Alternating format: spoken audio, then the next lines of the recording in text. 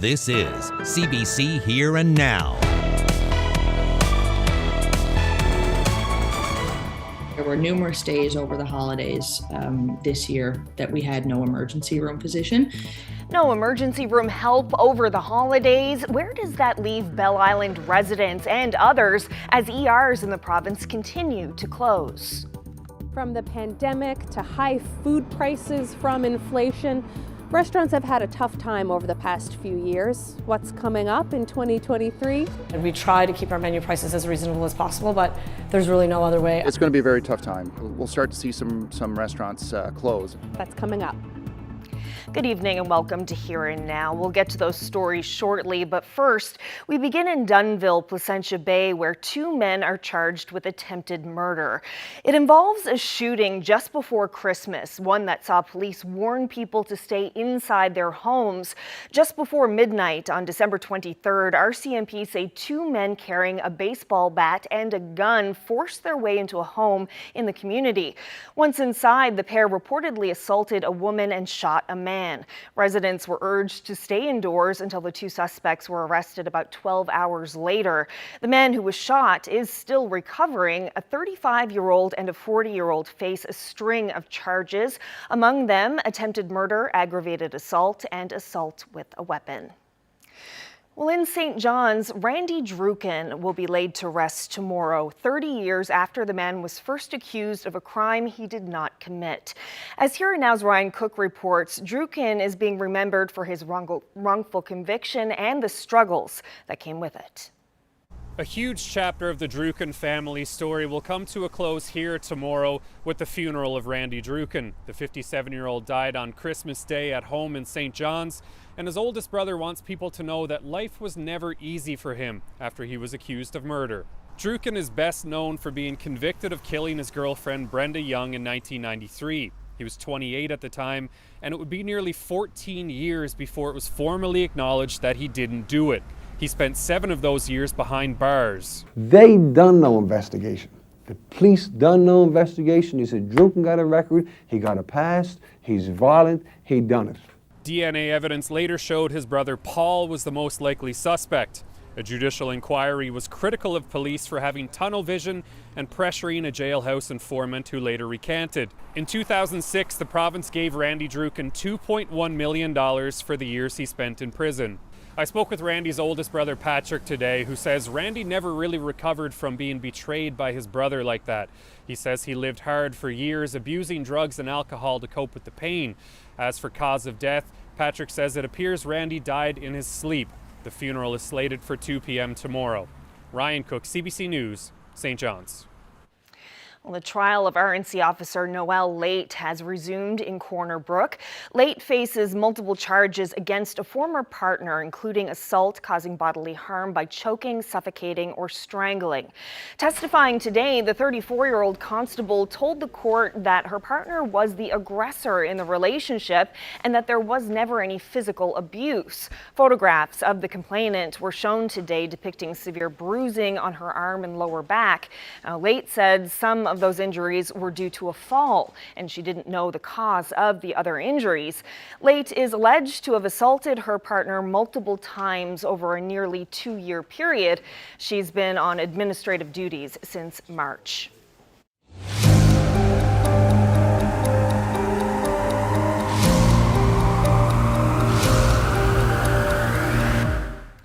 Well, access to emergency care in some rural areas may become even more challenging as around 120 paramedics and ambulance workers prepare for a possible strike. Employees of the fewer group of ambulances have been calling for a new collective agreement since February, but have received no response from the employer. Hubert Daw with Teamsters Local 855 says the workers could strike at a moment's time. Our intent right now is to do an escalating strike, so we'll start with a work the rule campaign. The general public won't notice any difference in the standard of care and service that's being provided to them, but other duties that our paramedics perform while at the workplace will cease to occur, with the hopes that the employer will see how much extra work our paramedics and EMRs are actually doing, and that'll encourage him to get back to the table and work out some kind of deal with us. Now, CBC News contacted the employer, Bob Fewer, of the Fewer Group of Ambulances, but did not receive a response to our request for comment on this situation. We'll hear more about plans for this strike later in the show. Well, still with healthcare, staffing shortages shut down emergency rooms in some rural communities this holiday season. For the healthcare workers who remained, those closures meant more stress and more work. Here Now's Daryl Roberts has this update. The emergency room in New West Valley has been closed since last week and will stay closed until tomorrow. If you don't have a foundation of a strong healthcare system, it affects your town, it affects your region. Michael Tiller is the town's mayor. He's also a paramedic. Longer shifts, longer wait times, we have offload delays. When the emergency room closes, paramedics have to bring patients to Gander, about an hour and a half away, and the wait can be even longer. Because, of course, James Payton is on overcapacity all the time. So an hour and a half to get them in there, and then it could be 4 or 5, 6 hour wait in that emergency department when in an hour and a half or 2 hours they could have been seen and treated and sent home. Across the province, medical workers are trying to pick up the slack. Just last week, a Bell Island pharmacist found herself acting as the sole healthcare provider for about 2,700 people. Our primary care clinic was closed, so that meant none of our nurse practitioners were there because they were off on holidays. And there were also no emergency room physicians available to fill that spot on Bell Island. So normally they do 24-hour call shifts. So there were numerous days over the holidays this year that we had no emergency room physician. So essentially the only healthcare access point in the community was the pharmacy. Eastern Health says anyone experiencing a medical emergency would be brought to St. John's, but that meant crossing on the next available ferry, adding an extra delay at a time when every second counts. So when you close down an emergency room and access to a physician in a community of 2,700 people with an aging population, that can lead to some pretty severe health outcomes. The emergency room in Springdale also shut down over the holidays. 2023 is actually starting off a little worse than last year. And that is quite disheartening. Dr. Todd Young says the closures stem from a shortage of nurses. The nursing shortage kind of caught me off guard a little. I knew that we were short of nurses. We have 15 full-time RN positions at the Green Bay Health Facility. We currently have 6 of those 15 positions that are filled. There are no people who have applied for nursing positions. Dr. Young is looking to Central Health for help. He wants a clear plan for recruiting those much-needed nurses and doctors. Daryl Roberts, CBC News, Portugal Cove, St. Philip. And an update for you now on some of those closures. Late this afternoon, Central Health announced the New West Valley Emergency Room will reopen for virtual care only tomorrow between the hours of 8 a.m. and 2 p.m. The Green Bay Health Center in Springdale, which has been closed since Sunday, will remain closed until Friday morning. According to Eastern Health, the ER on Bell Island will also be closed tomorrow. Well, this certainly isn't a scene we're seeing play out in St. John's this winter, so far at least, but still, overnight parking rules will go into effect tomorrow. Anyone who lives outside the downtown area isn't allowed to park on the street between 12:30 a.m. and 7:30 in the morning. The bylaw is in place in the downtown business area from 4 a.m. to 6 a.m., and it applies regardless of weather conditions. The parking restriction is to allow plows to move about safely and effectively.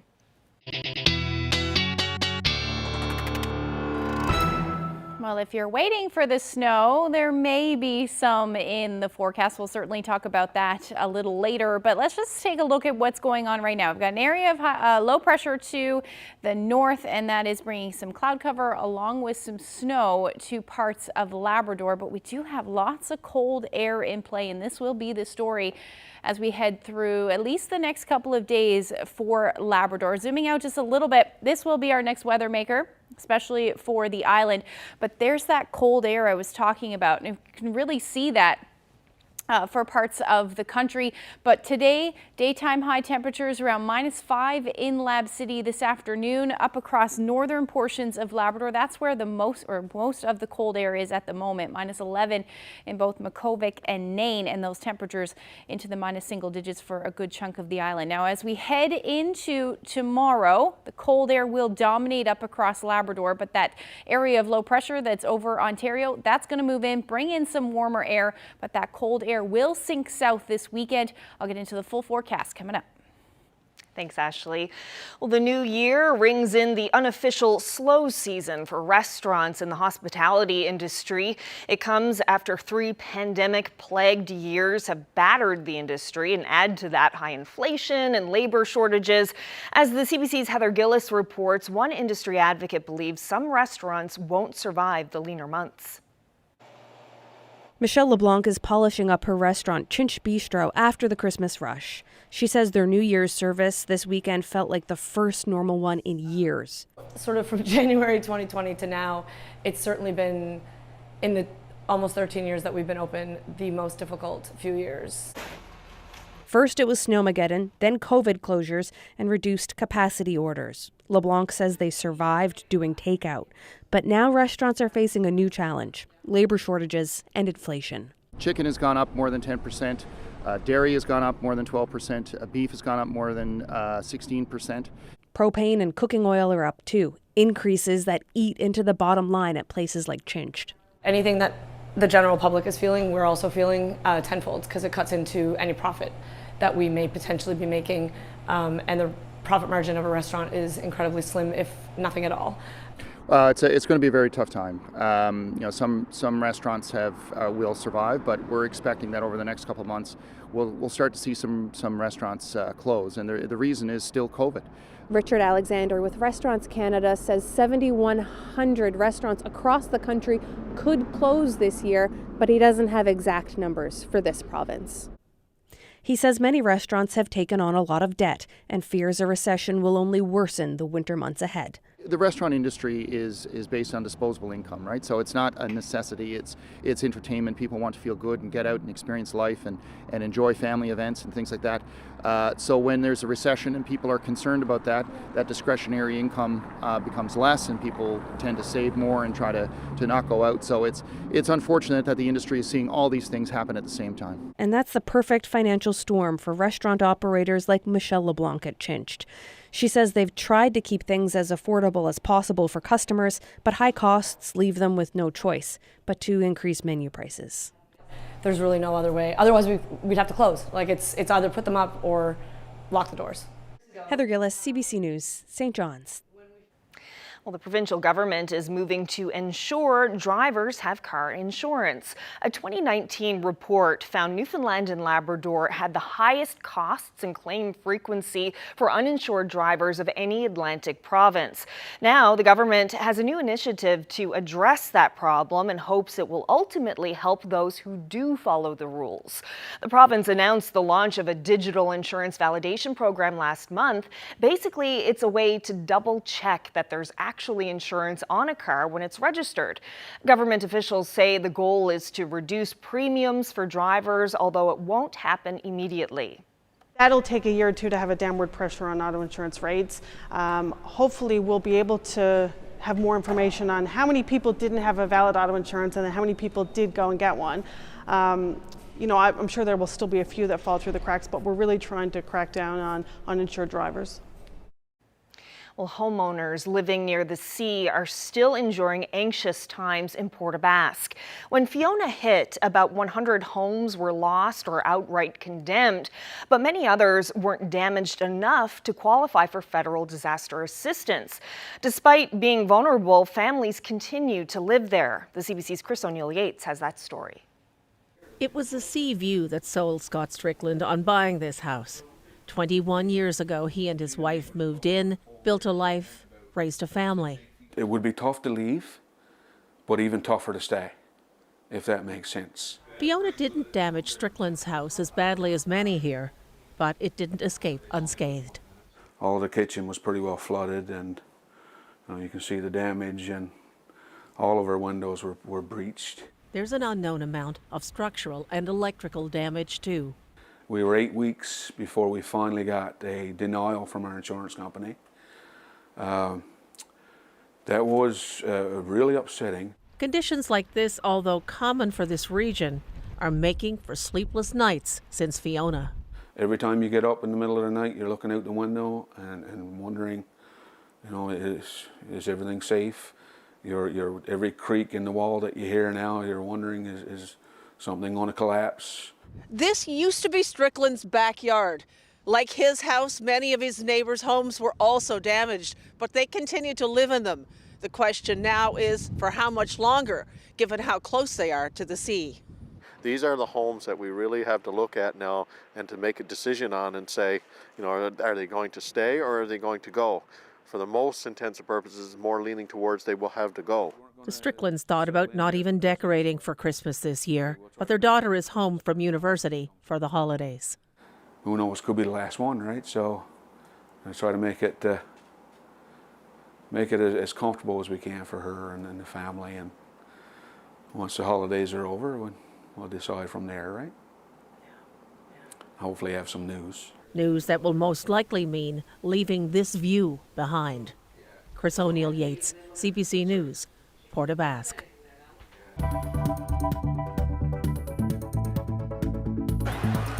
Slides it again.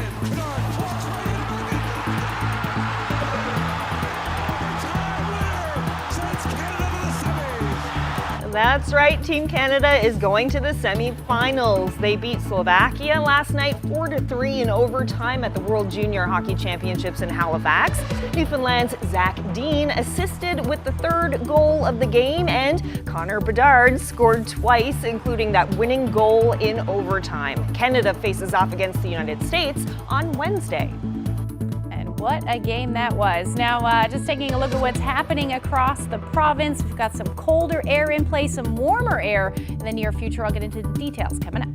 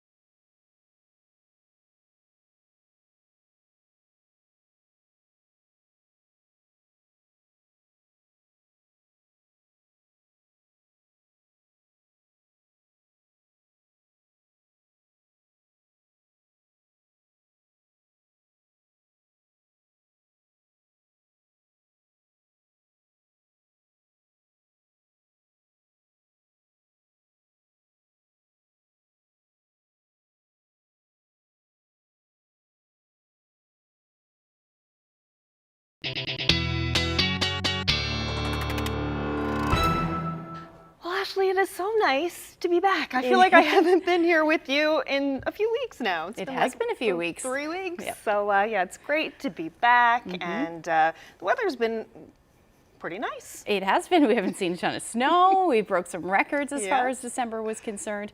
Yeah, it's been quiet. Yeah, how about what's in store for us? Well, that is the question, isn't it? We're looking at some snow in the forecast, certainly. How much? It's still a bit early for that, but let's take a look at what's going on today as far as the weather is concerned. Temperatures into the minus single digits pretty much across the island, or hovering around the 0 degree mark for the south coast. And then Labrador, you're looking at your temperatures into the minus single digits as well, except Makkovik and Nain around minus 11 as your daytime highs today. So that did change as far as the island, really just a degree or two, either above or below zero. But as far as Labrador is concerned, especially for Lab City, your temperature about 7 degrees warmer than it was yesterday. So just taking a look at the current temperature, still sitting there right now in Lab City, down to minus 12 in Nain, and those temperatures across most of the island are well below zero, and that will generally be the story as we head through the night tonight. So you're going to sit there for the most part, but temperatures really dropping for Lab West, about minus 24 as your overnight low tonight. And those winds out of the west around 40 to 60 kilometers per hour, and that does mean we are talking about a wind chill through the night tonight. So those wind chill values, just take a look at what happens as we head through the night. Temperatures really dropping, but not until the morning is when we'll see that coldest air, and your wind chills will feel into the minus 30s and minus 20s up across most of northern Labrador. But know what happens along the west coast. Temperatures are actually going to warm up as we get into the morning hours, hovering around 1 or 2 degrees for the west coast. But as you leave tomorrow morning, there definitely will be a bit of a wind chill for central and eastern areas of the island, feeling more like minus 7 to about minus 8. But temperatures are on the rise as we head through the day. Just taking a look at the future tracker, the snow in Lab West will end as we head through the overnight, head towards central and coastal areas of Labrador, and then that onshore flurry activity still continuing for the west coast. Same thing along southern areas of the island tonight, and we did see some snow, partially covered roads, and that will generally be the story tonight. Now, as we head through tomorrow morning, this is when some of that warmer air is going to start to move in, and that means the potential for some showers or flurries for the eastern half of the island. Not too much in the way of accumulation, but that chance certainly still there. And we'll see the highest elevations along the west coast continuing to see those onshore flurries through the day tomorrow. Eventually, we'll see some clearing skies into the afternoon. But it does look like the shower activity will continue, at least for the eastern half of the island, right into the afternoon hours. Clearing skies, the story for those of you up across the Big Land. This is as a ridge of high pressure moves and actually sets the stage for a pretty beautiful Thursday, although cold for some areas.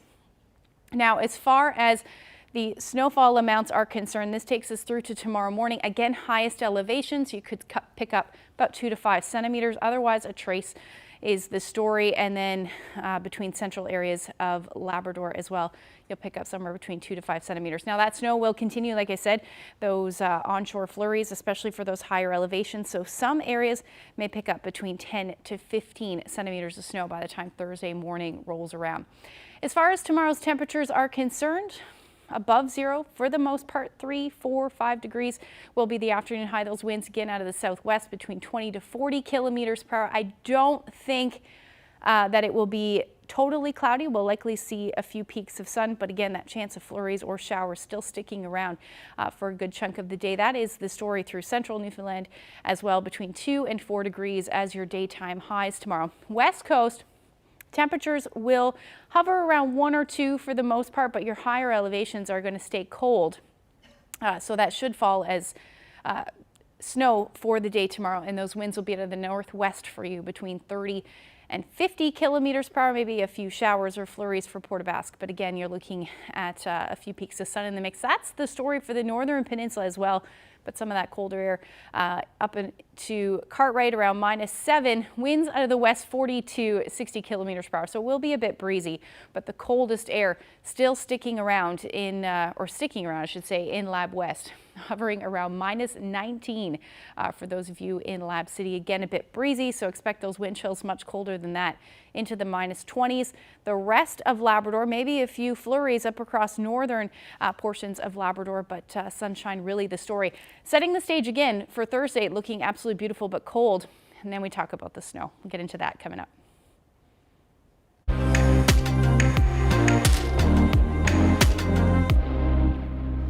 Well, there's some encouraging news to share about the North Atlantic right whale population.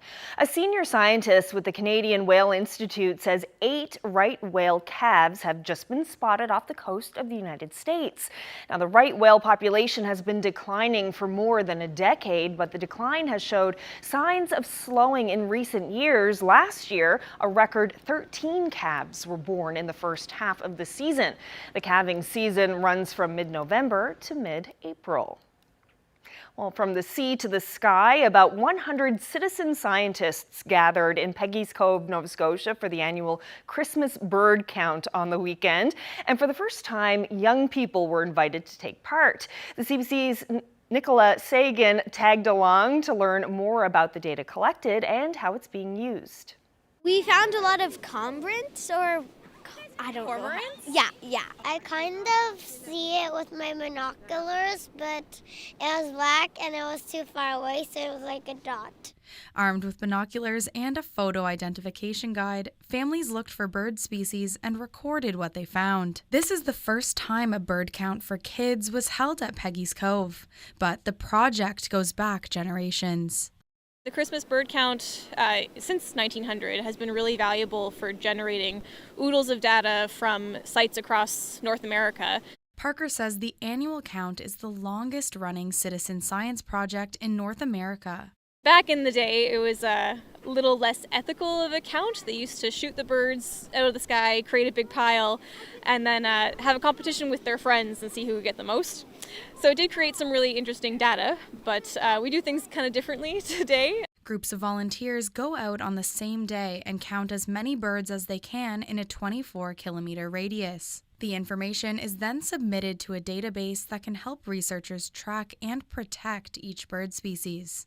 By the end of the day, Parker says 37 species were recorded, and the kids spotted 437 individual birds. I saw black and white little birds floating in the water. That's black fur seagull, I think. The harlequin. Yeah, there's harlequins over there right now.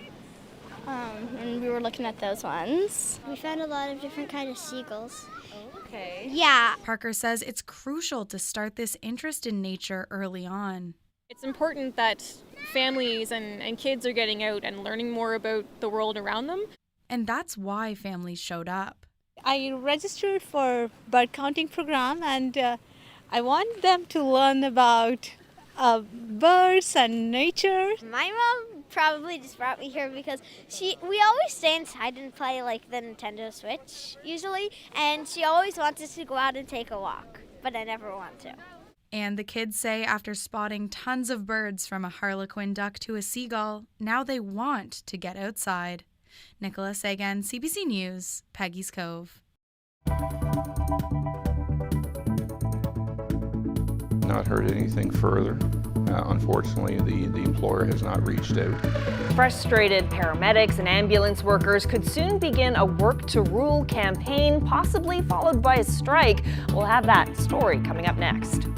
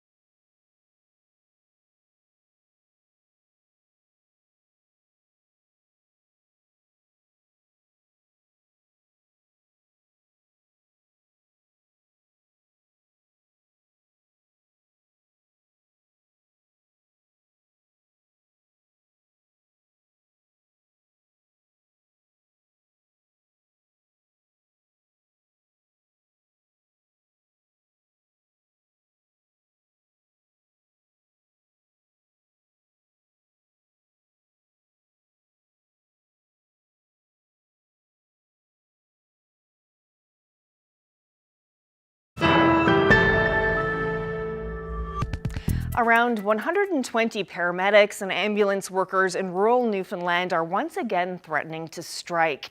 Employees of the fewer group of ambulances have been calling for a new collective agreement, and they say they've not received a response from the employer or government.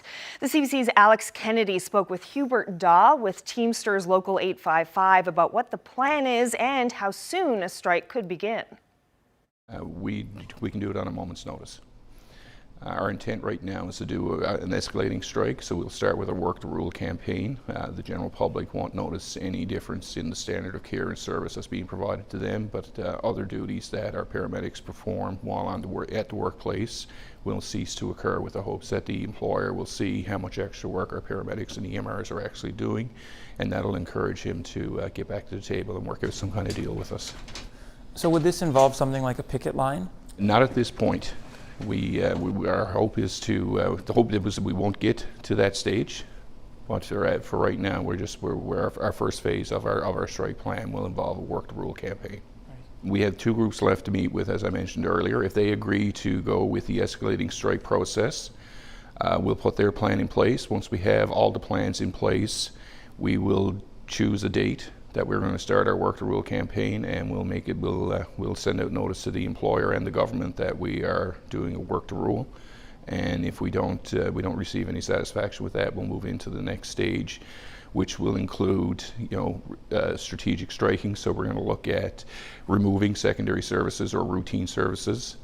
So if you're at a hospital and you need to transfer to another facility and whatever else, our medics will not be available to provide you with that service. And we're also going to, part of that second phase of the plan, we're going to be looking at doing our strategic strikes, which is going to mean pulling all ambulance services for a 12 to 24-hour period in a rotating fashion through our bases. In this current climate where we are now, where we're seeing emergency room closures and we're seeing people have to travel 3 to 4 hours to get the care they need, whether it be from a rural area to St. John's or Clarenville or something like that, for example. Is that something that's weighing on your workers? That's the number one concern that the paramedics have, and it's been the biggest deterrent to us getting to this point. We should have been able to push ourselves to this point probably 3, maybe 4 months ago, and we kept, on the hope that we could reach some kind of deal. We kept putting off till we get to the point where we're to today. Unfortunately, both the government and the employer realized that paramedics got into this industry because they want to provide care. And the thought of not providing care is just not something that they're willing to take lightly. And unfortunately, the government and the employer are exploiting that ethics in our people. A lot of the members are very, very frustrated. They wanted to see change years ago. We've been promised from the government that they've done study after study that changes are needed in the industry. Everybody's aware that the changes are needed, and it keeps getting put off and put off. Now we're looking at the Health Accord plan. It was supposed to start last April. That's been put off, and there's been no time frame as to when changes are going to come under that plan. Right.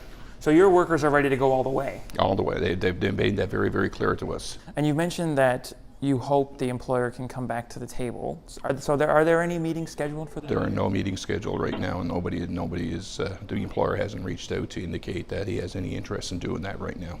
Is that disheartening at all to workers? It is, and we've also seen some what we refer to as strike busting actions on behalf of the employer. Thankfully, we've been able to counter them up to this point.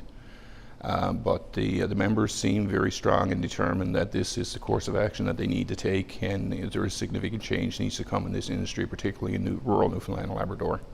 Ultimately, the government is responsible for healthcare in this province, and the ambulances does fall under that purview. The government has farmed the administration of providing ambulance services in rural Newfoundland and Labrador out to these private companies. And they provide the administration, they provide the infrastructure to make sure that when persons calls for an ambulance, those ambulances are there. But at the end of the day, if that person cannot provide that service, then it falls back onto the government to ensure that those people are covered. What would you like to hear from the employer or from the government? Right at this point now, particularly with 6 of the groups that we're dealing with, any offer would be welcome to show that he does indeed have a commitment to providing the service that they want. Or we'd like to see the government, intervene here, or at least even reach out to us. Since this whole process has started, we have not heard word one from anybody in the sitting government right now. And that's very disheartening when you look at the amount of the population that is outside of the public service areas and could be potentially affected by this. We do have other ambulance groups that are in a different stage of negotiation right now, and a lot of what they're going to be looking for and how they're going to proceed is going to depend on how this plays out. So it's important that the government takes this serious, the employer takes this serious, and bring forth the changes that our medics and all these reports have been saying are needed.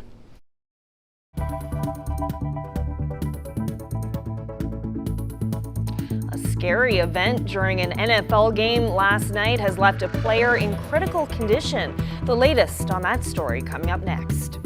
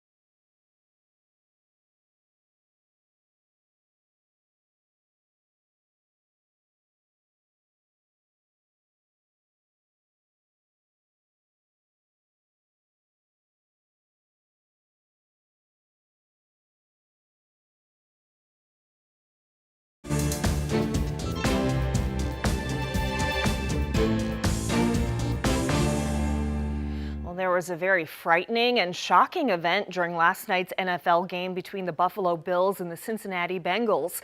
Bills player Damar Hamlin suffered cardiac arrest early in the game. He's listed in critical condition in hospital in Cincinnati. To midfield and lowers the shoulder. Hamlin, wearing number 3, collapsed after making what appeared to be a routine hit on a play in the first quarter. He got to his feet but then fell back to the field. Medical personnel did CPR and used a defibrillator to restore his heartbeat before he was taken to hospital. Fans, players, and teammates were left visibly shaken by the event. The game was eventually postponed. A deadly strike against Russian troops inside Ukraine has some nationalists and lawmakers demanding punishment for the military commanders who failed to prevent it. The Ukrainian attack hit a temporary barracks inside the Russian-controlled region of Donetsk. The New Year's Eve rocket attack reduced the barracks to rubble. In a rare move, the Russian military disclosed a death toll, saying 63 troops had been killed. Ukraine sources put the number in the hundreds. In his daily address, Ukrainian President Volodymyr Zelensky did not mention the strike and focused on the continued Russian drone attacks on civilian targets in his country. Beijing is condemning new COVID-19 testing rules being imposed on travelers from China by several countries, including Canada. China says the new requirements are unreasonable and is threatening to take countermeasures. Starting Thursday, air travelers 2 years of age and older who arrive in Canada from China, Hong Kong, or Macau will have to provide evidence of a negative COVID-19 test taken before departure, rather.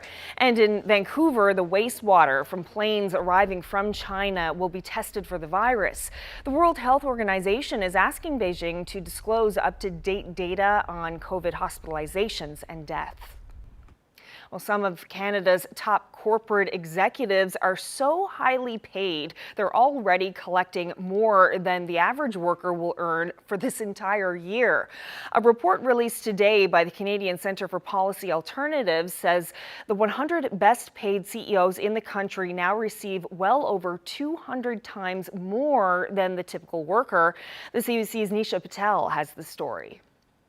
Many Canadians are living paycheck to paycheck, but it's a different reality for some of the country's highest paid CEOs. Obviously, there's some disparity. It's a really huge gap. New numbers show CEOs received record high compensation in 2021. The top 100 executives raked in an average $14.3 million.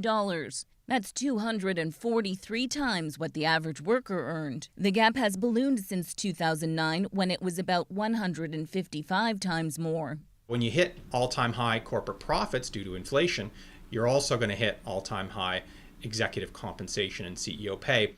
This economist says while CEO pay has soared, many average workers haven't seen their wages rise. It's the growing gap that concerns him. It really raises the fundamental question of who benefits from economic growth. Is it all Canadians, or is it really just the folks at the very top? So who are some of the best paid CEOs in Canada? The head of CP Rail earned nearly $27 million. Shopify's chief made more than $25 million. And the top boss at TELUS brought home a paycheck of nearly $20 million. While TELUS workers have been trying to negotiate a new contract for months. When somebody out there, anybody out there, is making money hand over fist, and those that make them their wealth are left out of the picture completely.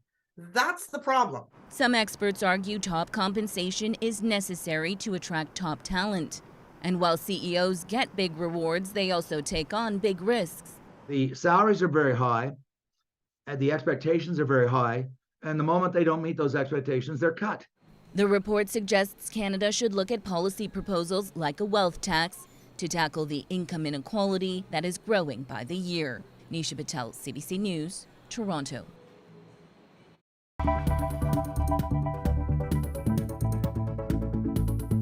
Well, with the holidays last week, we didn't get a chance to highlight that very special day in our viewers' lives. Up next, your birthday and anniversary greetings.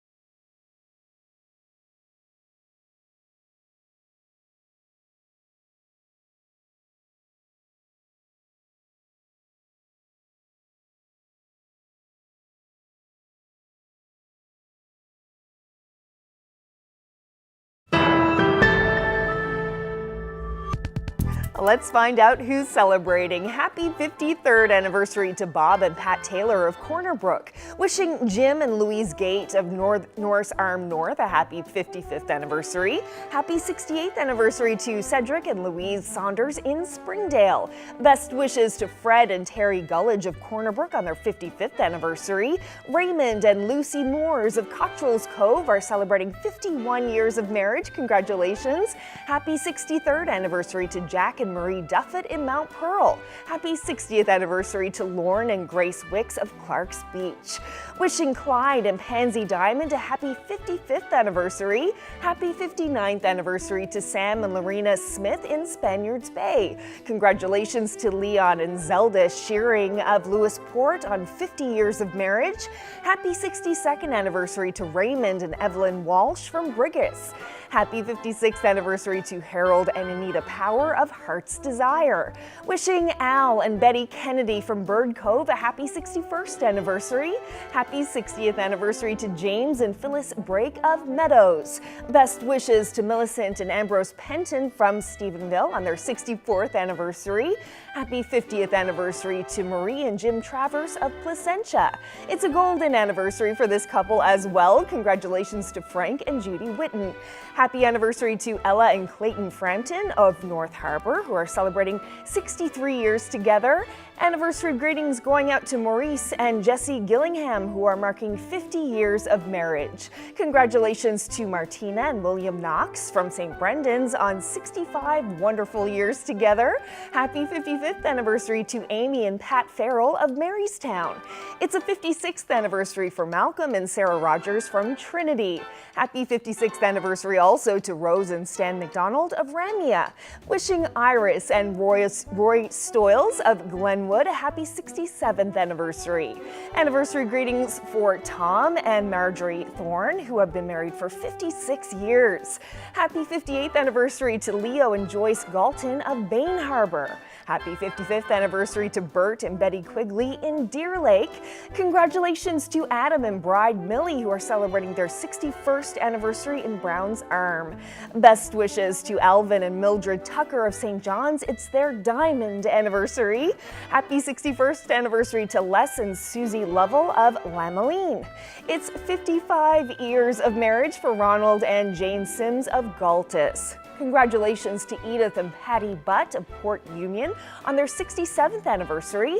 Anniversary greetings going out to Harold and Marianne McGraw of St. John's, who are celebrating 59 years of marriage. Happy 58th anniversary to Marie and Dan Foley of Tilting, Fogo Island. Happy 61st anniversary to Edwin and Marg DeGruchy of Buren. Happy 60th anniversary to Doris and Hiram Lemoyne of Port aux Basques.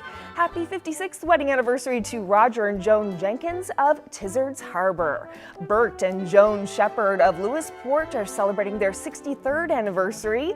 Happy 62nd anniversary to Jane and Sylvester Anstey of Centerville. 59th anniversary greetings going out to Pete and Rose Collins of Collinette. Wishing Lindy and Elizabeth Hewlin of Corner Brook a happy 63rd anniversary. Anniversary greetings going out to Caroline and Bob Chalk of Charlottetown, Bonavista Bay on their 69th anniversary. Happy 50th anniversary to Rudy and Joan Wells of Corner Brook. It's a 53rd anniversary for Bernice and Ed Dalton. Congratulations.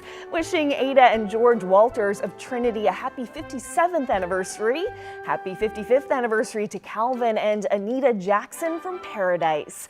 Dave and Donna Peach of Capeland Cove are celebrating 50 years of marriage. Happy 52nd anniversary to Doug and Gertie Pike of St. John's. Best wishes to Austin and Jean Canning on their 58th anniversary. Happy 59th anniversary to George and Florence Clark of Deer Lake. Congratulations to Cynthia and Sterling Russell of Blaketown on their 50th anniversary.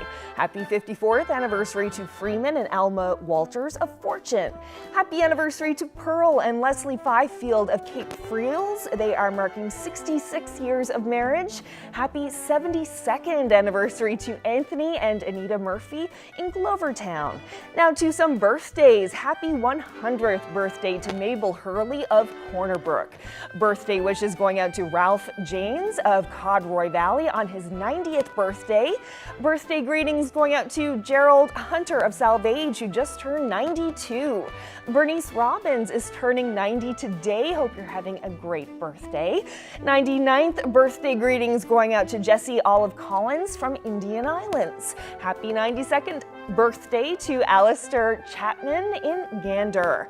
Wishing Elsie Rose a happy 90th birthday in CBS. Happy 92nd birthday to Cecilia Maloney of Gander. Jenny Pye of St. John's just turned 100. Happy birthday. Happy 99th birthday to Maud Hibbs Whalen in Spaniards Bay. Happy 90th birthday to Telly Green in Clarenville. Lloyd Baker of St. John's is also celebrating his 90th birthday, and birthday greetings going out to Agnes Crew of Rania, who celebrated her 103rd birthday yesterday.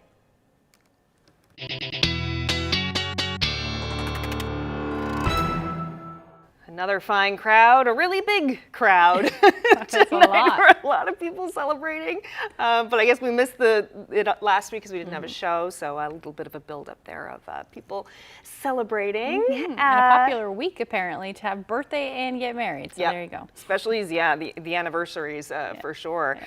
And we're already looking ahead to Thursday weather-wise. We are. So how are things shaping up so far? Well, we're going to sit under a ridge of high pressure, which is good news because of where it's sitting. Also an Arctic ridge of high pressure, which means things are going to be fairly chilly. So let's just take a quick look at the forecast. It's an easy one because temperatures are going to be into the minus single digits. We may see a few onshore flurries for the west coast and then a few flurries to start in the morning for the Avalon, but that should clear out as the ridge of high pressure takes hold, and then up across Labrador, temperatures into the minus teens. That will spread down through to the northern peninsula with the coldest air still in Lab West. Your temperatures will be hovering around minus 20 through the day on Thursday. Now, there's that ridge of high pressure there. Clouds will be on the increase, though, as the day goes on, especially into Friday morning.